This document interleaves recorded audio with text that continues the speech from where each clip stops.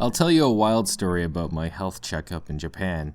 I'll start by saying employees of Kuroshio Town are required to go for a health checkup, and I just so happen to fall into that category. I arrived at the clinic, and the first thing they have you do is submit your paperwork and provide a urine sample. In Canada, you collect a urine sample in a plastic cup and close the lid tight before handing off your sample to the technicians. It feels weird, but it also feels mostly sanitary. At the clinic in Japan, you essentially use what is a small Dixie cup with no lid, and with the utmost care, you must do your business in the cup, leave the bathroom, and carry that over to a counter for the technicians. I did this careful shuffle walk in full view of everyone in the waiting room over to the counter. In case you're wondering, I didn't spill, but I ran through hundreds of horror scenarios in my mind where I tripped and splashed the floor, or someone, or myself. Next, they took my weight and drew my blood. This process went completely fine, but I was surprised how much blood they drew from me. It looked like about a measuring cup full, or 8 ounces. I doubt it was, but it did seem like it when I looked at the syringe. It was enough to feed a village of hungry vampires at any rate. Now for the electrocardiogram rodeo. An ECG is where they put little electrodes across your body to measure your pulse and check your heart. I'm a self-identified Canadian Sasquatch, which means the suction cups the poor nurse was trying to attach to me kept falling off. So there I was, a huge, hairy, bare-chested Canadian man with his shirt rolled up over his head, with this poor Japanese nurse desperately trying to stick these suction cups on me. She would just get one attached and try for the second one, get it attached, I would breathe and the first one would fall off. She'd grab the first one, attach it, I would breathe, and the second one would fall off. This repeated for about a minute. Eventually she left and came back armed with medical tape. In theory, this was a genius idea on her part, but the problem was the tape didn't stick to my skin, but instead stuck to my hair. Now whenever she stuck me, a cup would still fall off, but when she went to readjust it, she was just giving me a wax too. She would apologize every time, I would say "Daijobu," and the process repeated. Eventually another nurse came in to see what the holdup was, which I'm sure was just friggin' hilarious. A half-naked Sasquatch on the table, shirt over his head groaning, ECG cables covered in tape and hair strewn across his body, and her co-worker scrambling to plug me in. This new nurse joined the circus and started waxing me too. After 10 minutes, half a roll of tape, 30 gomens and 30 daijobus later, I was properly hooked up and they could measure my heart. Or not. When I got my health checkup report, the doctor actually didn't get a proper read on me and asked me to return. Yeah, we'll just see about that. Maybe if I need a spa day, I'll book another Japanese medical checkup.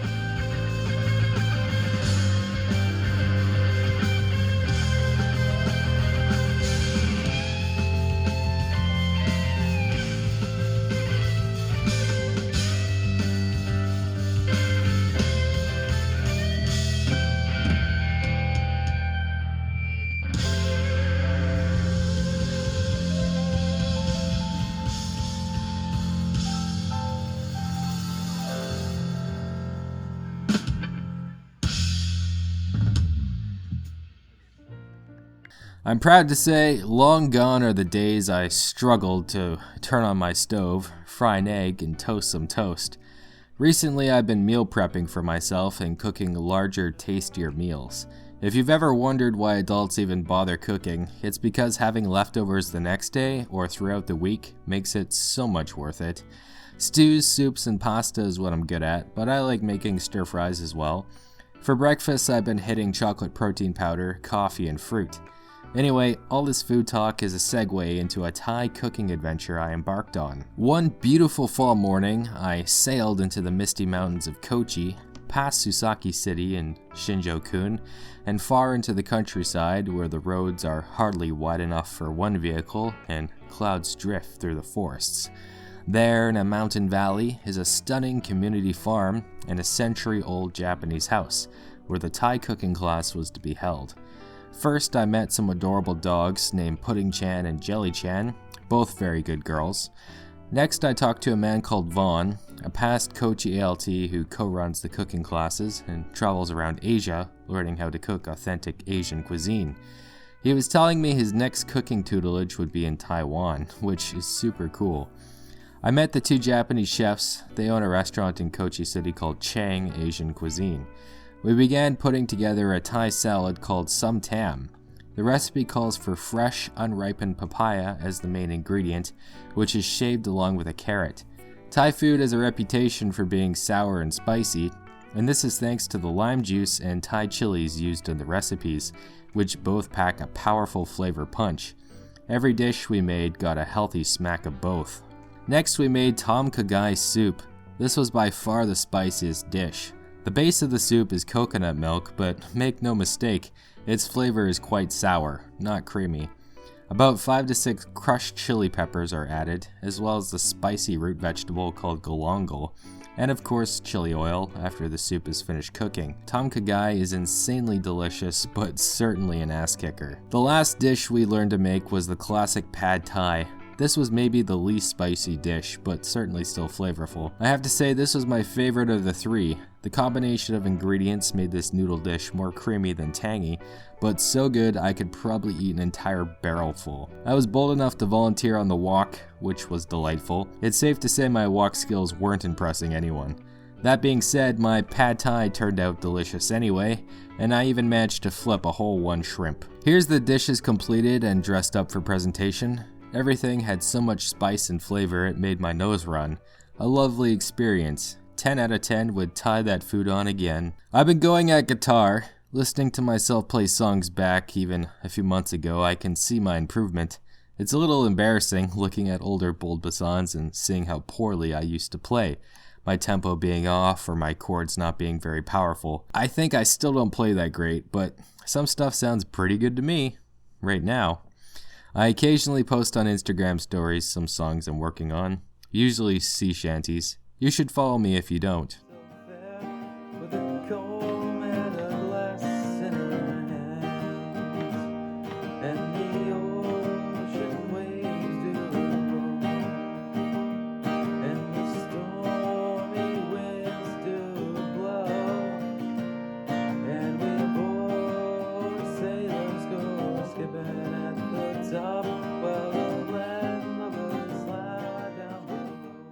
As one of the AJET guys, I'm tasked with wrangling jets together for the second surf camp this year. Organizing people is difficult. Just like there are people who hand in their homework late back in school, there are adults who should know better but are late and irresponsible as well. In fact, a lot of adults. But going into a situation expecting other people to be late and ill-prepared makes it simple. You as a leader must prepare for people to be unprepared. Ideally, I could lead people in such a way they would be inspired to be on time and be prepared for themselves, but Kochi Jets aren't that tight-knit of a team, and I'm not that great of a leader. But I think my partner and I have done a good enough job that a lot of people will have fun, and the event will basically run itself without too much work on our part. I'll report back and give you the post-operation breakdown. Teaching is chugging along as per usual. Keeping with October tradition, I have swapped schools with my friend and fellow ALT, so I get to work in a new school atmosphere with a new Japanese teacher and a whole school of new students. It's a much needed change, and I'm enjoying my time. The kids hadn't been introduced to Kahoot yet, so I've been running some Kahoot quizzes for them, which they've absolutely loved. I'm not naturally gifted in intelligence, and I don't have an amazing memory, so learning Japanese isn't something I'm particularly good at.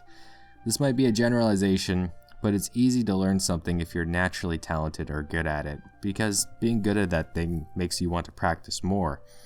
With Japanese language in general, I would say it takes a lot of time before a person could even consider themselves quote-unquote good, so having fun studying or learning isn't really possible.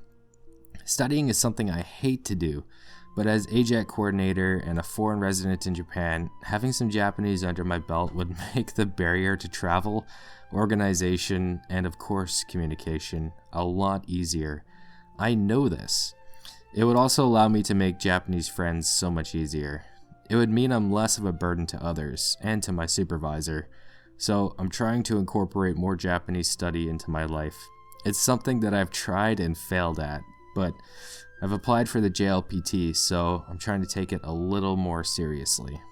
I think I'll make a separate video about this topic in the future, but since arriving in Japan, as part of my transformation, I have lost 35 kilograms of weight, or about 75 pounds. I would say a vast majority of that weight loss has taken place this year and has been the result of consistent exercise and eating properly.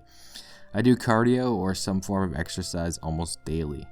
It's nice having people being shocked how fit and strong I've become, instead of poking me in the stomach. I also have a lot more confidence and respect for myself, knowing I'm taking care of myself properly. The only downside is I'm constantly going through new wardrobes and having to find new clothes that fit. But it's a good problem to have. That's all for now. Take care and be bold.